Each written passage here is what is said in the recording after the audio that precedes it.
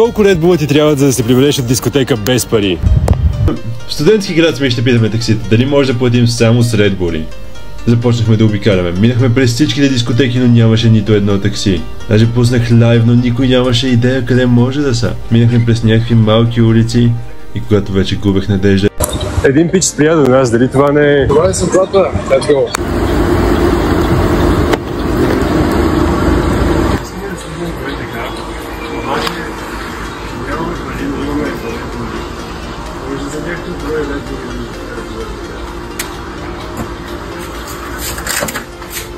Качихме се в таксито и тръгнахме. Явно наистина беше съдба, защото на покрива му пишеше НДК.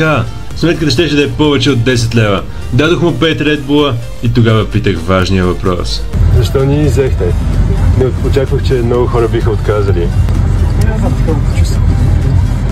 Супер. Добре, благодаря.